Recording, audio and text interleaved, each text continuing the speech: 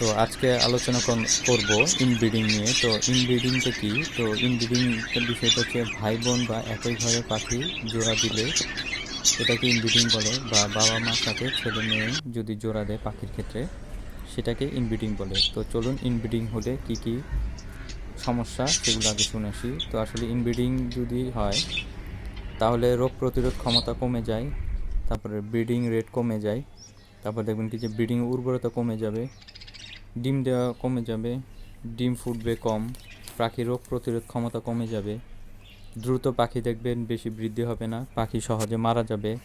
বক্সে বা হাঁড়িতে আমরা অনেক সময় দেখি যে পাখির বাচ্চা মারা যায়, তো এটার মেন কারণটা হচ্ছে ইনব্রিডিং। তো আসলে আমরা অনেক সময় জানি না বিধায় এই জিনিসটা করি। তারপর সহজে দেখবেন আপনার পাখি রোগ হবে। আবার অনেক সময় দেখবেন কি যে ডিম দিবে, ডিম বাচ্চা ফুটলো, তো বাচ্চা ফুটলেও দেখবেন ঠিকমতো খাওয়াবে না। আর ছোটো বাচ্চা যদি ঠিকমতো না খাওয়ায় তাহলে অবশ্যই সে বাচ্চা মারা যায়। ভবিষ্যতে ভালো বাচ্চা পাওয়া যায় না, কারণ একই ঘরের একই ব্লাড লাইনের কারণে দেখবেন কি যে পাখি টিকবে কম এবং ভালো ব্লাড লাইন হবে না। তারপর বাজার থেকে কেনার সময় আমরা অনেক সময় জিজ্ঞেস করি না, তো জিজ্ঞেস না করার কারণে একই ঘরের পাখি দিয়ে আমরা ফার্স্ট টাইম জোড়া দিই, তো এই জোড়াটা দেওয়ার কারণে আমরা ফার্স্টে ভালো ফল পাই না, আমাদের আশা নিরাশা হয়ে যায়। তো অনেক সময় দেখা যায় যে কলোনিতে আমরা পাখি পালন করি, তো কলোনি পাখি পালার কারণে অনেক সময় একই ঘরের হয়ে জায়গা, তো আমরা চেষ্টা করব যে পাখি একই কলোনিতে পাখি ডিম বাচ্চা করলে সে বাচ্চাগুলো চেষ্টা করব যে বাইরে বিক্রি করে দিতে। তো বিক্রি করে নতুন যদি আপনি কলোনি করতে চান অবশ্যই আপনার পুরানো পাখিগুলোকে চেঞ্জ করে নতুন পাখি চেঞ্জ করলেন, তো এটা আসলে ভালো হয়। আর কেনার সময় সবচেয়ে ভালো কথা, ভালো ব্রিডার থেকে যদি কিনতে পারেন সেই ক্ষেত্রে আসলে এই সমস্যাটা হয় না। তো আমরা অনেক সময় এই সমস্যাটায় পড়ি ইনব্রিডিংয়ের কারণ। তো এটা নিয়ে তো আলোচনা করলাম, তো আমি আবার একটু বলি। যেমন সমস্যাগুলো হচ্ছে রোগ প্রতিরোধ ক্ষমতা কমে যাবে, ব্রিডিং কমে যাবে, ডিমের উর্বরতা কমে যাবে, ডিম ফুটবে কম, তারপরে ডিম দিবে কম।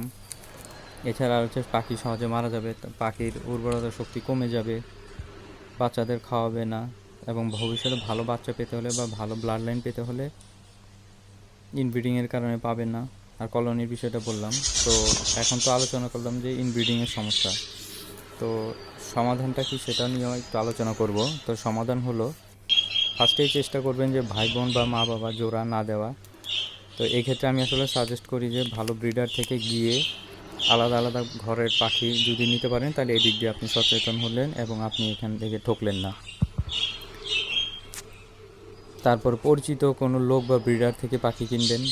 পরিচিত লোক হলে তাহলে তো তার থেকে জানলেন, দেখলেন, এক্ষেত্রে ইনব্রিডিং হওয়ার সম্ভাবনা থাকে না। কলোনি বাচ্চাদেরকে বড় করে জোড়া দেবেন না, চেষ্টা করুন কলোনি বাচ্চা সব অন্য কারো থেকে ভালো ব্লাড লাইনে পাখি নিয়ে আসতে, এতে দেখবেন আপনার কলোনি বৃদ্ধি হবে, ভালো ডিম বাচ্চা পাবেন এবং কলোনি থেকে ভালো আয় ইনকাম হবে।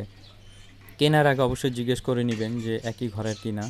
অনেক সময় অনেকে বলে না, তারপরেও আপনার চেষ্টা করা উচিত যে জিজ্ঞেস করার। যদি সবাই তো আর খারাপ না, অনেকে ভালোও থাকে, অনেকে বলে যে না একই ঘরে, তো একই ঘরে হলে নিলেন, এই দিক দিয়ে আপনি সচেতন হলেন।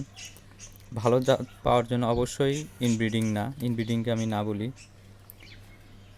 ফার্টাইল ব্রিডের জন্য ইনব্রিডিং কখনোই করবেন না। বিভিন্ন জায়গা থেকে পাখি দেখে দেখে পাখি কিনলে এই ক্ষেত্রে আপনি ঠকবেন না, জিতবেন। মিউটেশন চেঞ্জ করে ব্রিডিং দেয়া, এটাও কিন্তু আপনার ইনব্রিডিংয়ে আর পড়বেন না। তো এই কিছু কিছু বিষয়গুলো আছে, এই বিষয়গুলো যদি একটু খেয়াল করেন তাহলে অবশ্যই আপনার পাখি ইনব্রিডিংয়ে হবে না, আপনি জোড়াও ভালো জোড়া দিবেন। তো ইনব্রিডিং মেন জিনিসটা কি সেটা তো বললামই, যে একই ঘরের বাচ্চা মা বাবা বা ভাই বোনের সাথে যদি জোড়া দেন তো এটাকে আসলে মেনলি ইনব্রিডিং বলে। তো চেষ্টা করবেন ইনব্রিডিং না দিতে। আর যে সমস্যাগুলো বললাম, সমাধান দিলাম, এভাবে চেষ্টা করবেন, দেখবেন আপনার পাখি ইনশাআল্লাহ ভালো গ্রোথ, ডিম বাচ্চা পাবেন, একই ব্লাড লাইনের হবে না, বাচ্চার রোগ প্রতিরোধ ক্ষমতা বাড়বে, মা বাবা খাওয়াবে, আর ভালো ব্রিড করবেন, ভালো ডিম বাচ্চা পাবেন। পরে দেখবেন আপনার এভিয়ারও বড় হবে, আপনার কলোনিও বড় হবে। তো যারা আমার এই ভিডিওটা দেখে উপকৃত হবেন, একটু হলেও উপকৃত হবেন, তারা অবশ্যই লাইক কমেন্ট দিয়ে পাশে থাকবেন। আর নতুন যারা আছেন অবশ্যই সাবস্ক্রাইব করবেন, কারণ কষ্ট করে ভিডিও বানানো হয়, যদি আপনারা লাইক কমেন্ট দিয়ে পাশে থাকেন তবেই ভিডিও সার্থকতা।